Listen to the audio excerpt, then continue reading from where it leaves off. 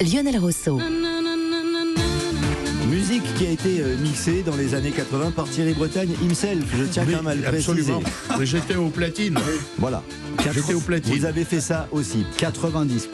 90 peut-être. Enfin, Thierry l'a fait avant les autres. Voilà, il avait inventé le morceau avant j'en suis ses persuadé. créateurs. Ah, moi, c'était le Charleston, déjà, en C'est toujours une 1925. soirée de gala avec Thierry Bretagne et avec Jean-François Pérez. N'est-ce pas, mon cher Jean-François? Cette chanson, vous l'avez dans la tête. Vous l'avez dans la tête, cette chanson. J'ai usé gala. quelques paires de mocassins sur les dance floors là-dessus. Ouais. Bien sûr. Mais récemment, vous voulez dire?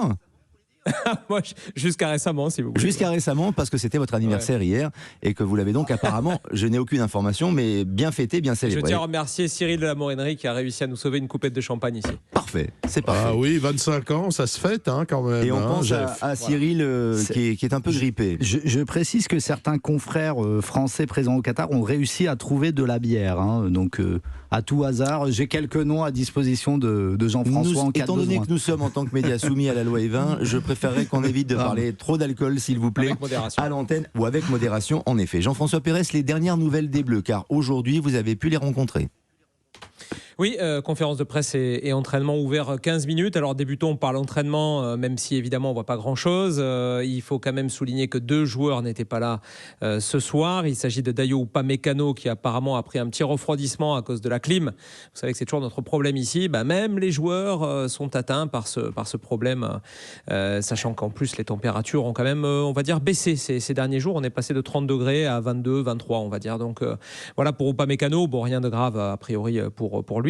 Et puis en revanche, Aurélien Tchouaméni n'était pas là, on ne l'a pas vu parce que manifestement il se ressent d'une béquille, un coup reçu au mollet face aux Anglais et ça l'a poussé à rester en salle, à minima en tout cas. On ne l'a pas vu cet après-midi et on n'en sait pas plus. Donc a priori on nous dit il ne faut pas s'inquiéter. Voilà. Donc on ne va pas s'inquiéter, mais le problème c'est quand même que Tchouaméni c'est le seul joueur qui a pris part et qui a débuté tous les matchs depuis le début de cette Coupe du Monde. Donc voilà pour les nouvelles des bobos, on va dire. Pour le reste, tout le monde était là. Beaucoup de joie, beaucoup de rire même sur le quart d'heure qui nous a été ouvert. Le tout sous les yeux de Noël Le Graët, le président de la Fédé qui était là avec son épouse. Et puis d'une noria de caméras, parce que ça, c'est quand même l'autre temps fort, on va dire, de cet après-midi ici à Doha. J'ai calculé, j'ai à peu près dénombré 60 caméras à l'entraînement de l'équipe de France ce soir. Il y en avait partout et puis des journalistes qui viennent vraiment là pour le compte, c'est pas une vision de l'esprit, qui viennent des 5 continents. Donc on sent qu'on approche de la fin de cette Coupe du Monde et que tout le monde se concentre désormais sur les 4 équipes qui restent et en particulier les champions du monde. Vous êtes dans le dernier carré et en effet, c'est vrai que le fait que Tchouaméni soit un peu grippé ou qu'il ait attrapé froid, ça a fait bondir. Non, c'est Upamecano ça. Ah non, c'est Upamecano, d'accord. Upamecano, ça vous a fait réagir. C'est un problème au mollet. C'est le problème au mollet, d'accord. Le coup de froid d'Upamecano à La Roche, ça vous a surpris parce que les stades, oui, ils sont climatisés. Jean-François Pérez peut en témoigner. La climatisation, elle tourne toujours dans les stades. À part le stade des containers, il y a toujours la clim. Et à l'hôtel aussi.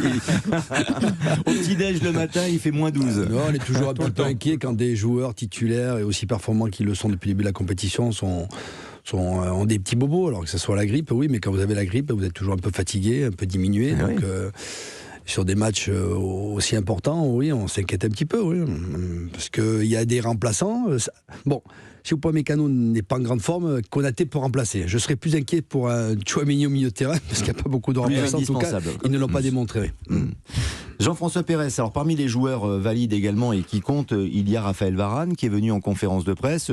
C'est l'un des tauliers, c'est l'un des joueurs les plus expérimentés de cette équipe de France. Oui, c'est tout le temps un bon moment avec lui parce que c'est à la fois souriant, calme, posé, plein d'enseignements de bon sens. Ça fait 10 ans en gros qu'il est en équipe de France, Raphaël Varane. Il est la génération Didier Deschamps, il n'a manqué que l'Euro 2016.